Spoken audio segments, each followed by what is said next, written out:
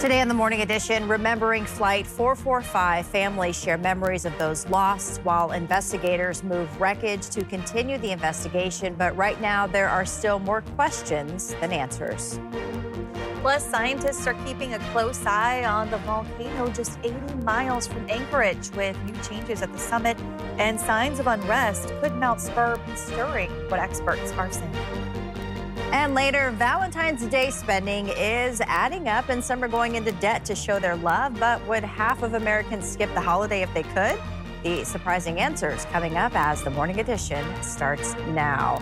Good morning, everyone. Thanks for waking up with us on a Tuesday. Hard to believe Valentine's Day is on this Friday. And I wouldn't skip Valentine's Day. You don't have to spend a ton of money. Just make something. That's fun. Yeah. Have it from the heart, yeah. I'm trying to decide. It's a little thought that counts. Yeah. But I thought you'd spend more. Yeah, there you go. No, I don't know. I think it's a fun little holiday. It is, yeah. Yeah, lots of hearts, little reds, little boxes of chocolate. You cannot go wrong when you get little boxes of chocolate. Really can't. Good morning, everyone. We're going to see the sunshine again. There are a few clouds out there, and kind of expect more of the same for today. So 17 here in Anchorage. I kind of zipped by that pretty quickly. But that is over on the west side of town. On the east side of town, single digits. So getting up, getting out the door, getting dressed for school, be ready for single digits if you happen to be over in the Muldoon area, Tudor Curve, that part. 13 below in the Fairbanks area at this time. So also a bit continuing on the chilly side into the interior. Temperatures around the Anchorage area, this is what I'm talking about, single digits in East Anchorage. Merrill Field at 8, Muldoon at 8, Camel Creek Science Center at 4 degrees, 11 over at J-Bear. A little bit warmer as you go up. We've got an inversion going, so warmer at those higher elevations. That's not typically what happens. Typically it gets colder as you go up in elevation, but the upper DeArmond area at 30 degrees. And over at the airport, as we just saw, about 17. We are still dealing with this high wind warning around the Yukon Delta. That has been extended a little bit as well. And we do have one other warning that we're going to talk about. That's a winter storm watch in northern Alaska. We'll talk about that in a few minutes. This is what it looks like across our state. Clear skies across the interior, northern areas of Alaska. Kotzebue, you're at 21, 8 above in Dead Horse, 24 below around Northway, and rain in Kodiak as we were expecting. For South Central, overall, mostly clear skies, and that is kind of what we're expecting for the day. We're looking for some clear skies off and on, single digits in Talkeetna. Wasilla, you're at 6 degrees as well. Seward at 19, and we do expect to see a little bit of cloud cover along the coast.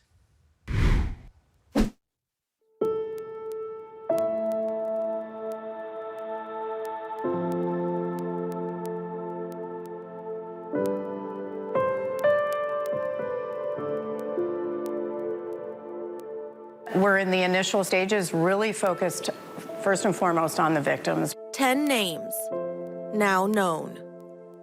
Bering Air Flight 445's pilot and passengers never making it to their destination in Nome. The NTSB knows that villages like Nome and Alaska Aviation are tight-knit communities, so this tragedy affects so many. We're family.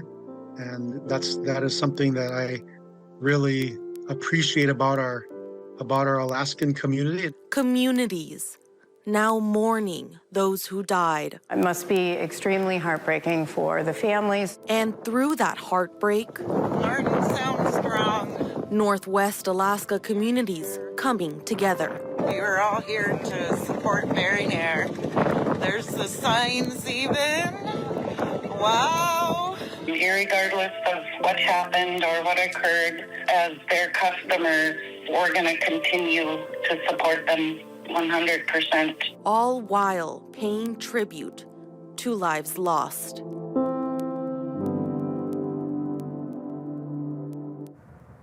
And Bering Air Flight 445's crash is being felt as a tragedy for so many Alaskans.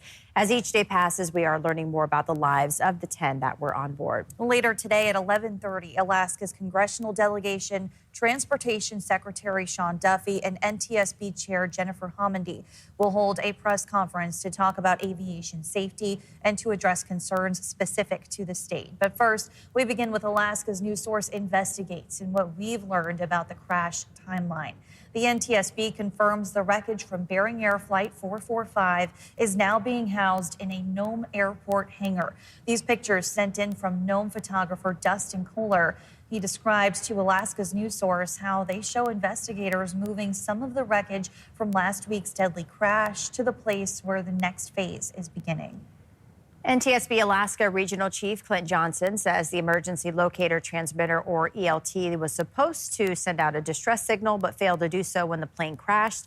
Johnson says the NTSB is working to understand why it failed to give off a signal when the plane crashed. But right now, investigators are working to determine which parts of the plane will remain in Nome and which ones will be shipped to a DC lab for further testing.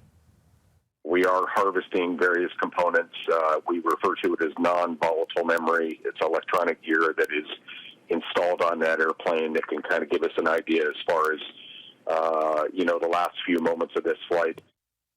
The investigation, as they often do, is likely to take at least a year, according to a Department of Public Safety spokesperson. The bodies of those on the plane were transported to JBER and then sent to the medical examiner's office on Saturday. Johnson also detailing a difficult recovery process. Obviously, this was a unique accident even for us up here. As far as the location, the fact that the airplane was moving around on the ice is something that our folks in the lower 48 never deal with. We deal with it once in a while up here. NTSB leaders continue to say they're aware of the ripple effect that this crash has created for so many across the state, and investigators are working to provide answers as soon as they can. While so many are processing all of this, for loved ones of these 10 on board Flight 445, they say the pain is understandably still fresh and raw. But through the pain, they want to share memories of those they lost. Take a moment to see who they were. This is Leanne Ryan. According to her husband, Jason Ryan, she was an educator on her way home from a work trip. He describes her as a science geek with a deep passion for her faith, education, and adventure. The back of her car was full of rain gear, snow gear, you name it, for an adventure at any time. And this is Unalakleet's school counselor, Carol Moores, whose family describes the 48-year-old as a giver who had a deep passion for cooking and the arts. She was very into sculpture. My mom would display her sculptures all around the house. But she just did everything she touched, had a bit of artistic flair to it. So she could really do anything. Also on board, 34-year-old Unalakleet resident Talaluk Kachatak. His family describing him to us as a goofball who found joy in everyday life and was a loving father to his children and had a passion to explore the ocean and tundra. This is 46-year-old Roan Baumgartner. He was in Unalakleet to repair a heating system critical to the village's water plant. His family says they're still in shock. He was with 41-year-old Cameron Hartvickson, whose family asks for privacy. ANTHC leaders say both men were dedicated to helping Alaskans and lost their lives in service to others. We also spoke to the daughter of 58-year-old Donnell Erickson from Nome, who told us she is now working on securing his home in Nome and in South Central. 52-year-old Eagle River resident J.D. Monker also died in the crash, but we're still waiting to hear back from his family. Along with 30-year-old Andrew Gonzalez from Wasilla, whose father wrote on Facebook that he's angry, sad, and heartbroken regarding his son's passing. We'll keep you updated on our website as we continue to hear from loved ones. From remembering those lost to supporting Bering Air, photos and videos have been pouring in from around Norton Sound region. These pictures show communities gathering together to share messages of love and support for Bering Air pilots. Many are using the hashtag Norton Sound Strong on social media to show their support. We just want Bering Air to know that we're 100% behind them and that we're going to continue to fly with them. That feeling is very strong because Bering Air has such deep roots in Alaska. They service more than 30 rural communities. The regional airline resumed its regular flight schedule this past weekend. Our coverage expands right now on our webpage and our mobile app. Well, a terrifying glacier collapse caught on camera as the lake at Portage Glacier calved, leaving 2 people stranded. So watch as massive chunks of ice, they are going to break off Portage Glacier, crashing into the lake. The eyewitness, Lauren Jobe, was ice skating when she heard some strange sounds from the glacier. She started recording, and then just seconds later, the ice gave way. Realizing the danger, she skated to safety as the stranded pair scrambled onto a rock. So they were kind of a little more off to the side than I was, and I saw them jump up onto the rocks, and my friend and I kind of copied their idea and jumped up onto some rocks.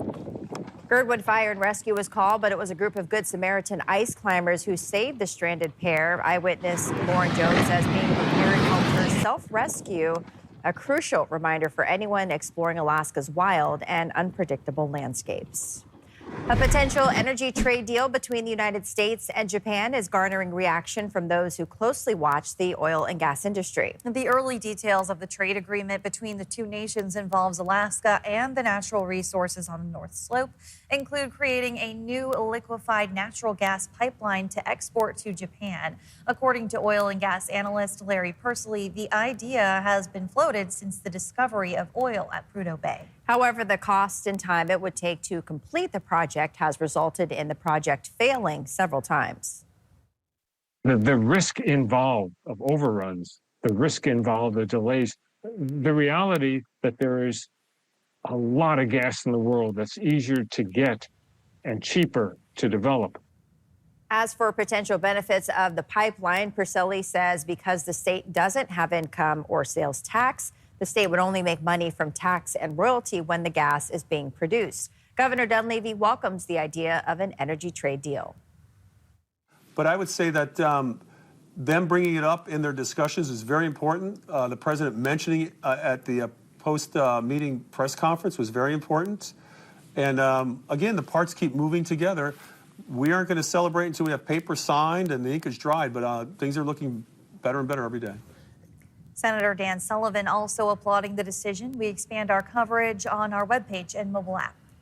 Next, love is in the air, and so is credit card debt. A new survey reveals how much Americans really spend on Valentine's Day. And why some would rather break up with the holiday altogether. That story after the break. And as you're getting up and out the door, still dark across the state, but we are seeing sunrise earlier and earlier. Today in Anchorage, 8:51 for a total of 8 hours and 45 minutes of daylight. We're seeing 8 hours and 8 minutes in the interior and 8 hours and 48 minutes in Bethel. After forecast next.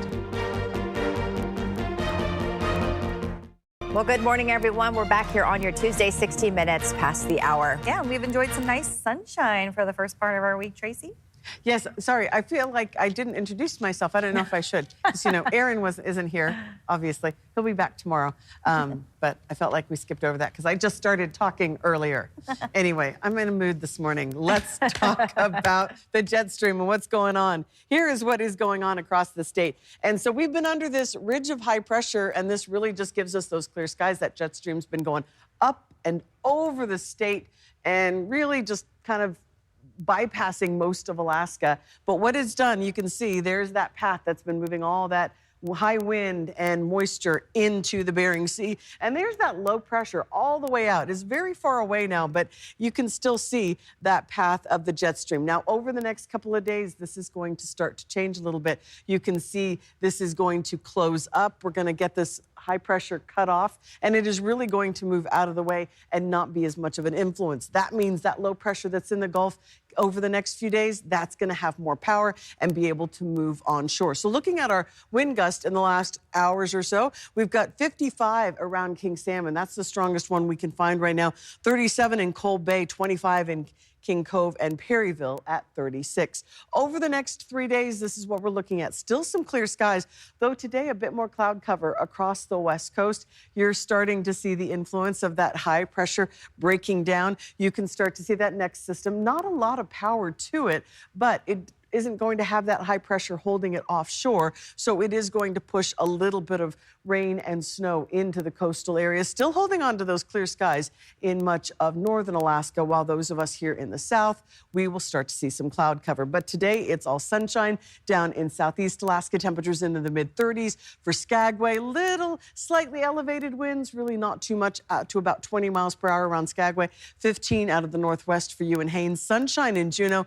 Petersburg also looking at some clear skies. Temperatures into the interior, double digits in Fairbanks, probably to about 12 for your high today. But we're going to get up to 9 in Tok and Delta Junction at 18 above, staying very cold in Fort Yukon.